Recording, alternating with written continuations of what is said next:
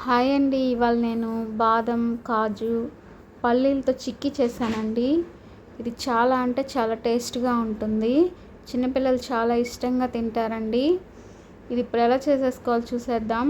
1 table spoon ఘీ వేసుకొని అందులో బాదం వేసుకొని బాగా ఫ్రై చేసేసుకోవాలండి. బాదం బాగా ఫ్రై అయిన తర్వాత ఇందులోనే ఒక 2 టేబుల్ స్పూన్ జీడిపప్పు కూడా వేసుకొని ఫ్రై చేసేసుకోవాలండి. ఇది బాగా ఫ్రై అయిపోయినాక మనం ఇది ప్లేట్లోకి తీసేసుకుందాము. ఇప్పుడు నేను ఇంకో బాండిల్ పెట్టుకొని బాదం పప్పు ఎంత తీసుకున్నానో అంతే సేమ్ క్వాంటిటీ పల్లీలు తీసుకున్నానండి. ఇది బాగా ఫ్రై చేసేసుకోవాలి. ఫ్రై చేసుకున్నాక ఒక ప్లేట్లోకి తీసేసుకునేసి చల్లగా అయిన తర్వాత దీనికి తొక్కలన్నీ తీసేయాలండి.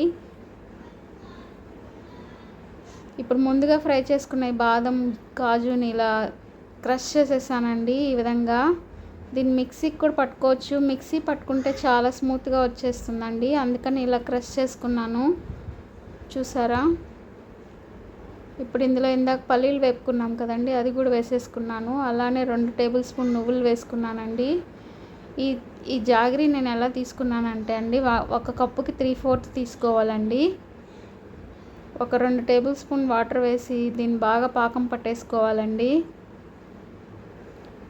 ఇది పాకం ఎలా వచ్చిందో తెలియడానికి ఇంతకుముందు వీడియోలో చెప్పాను కదండి, వాటర్లో వేస్తే దగ్గరగా వచ్చేస్తే అంతే సరిపోతుందండి.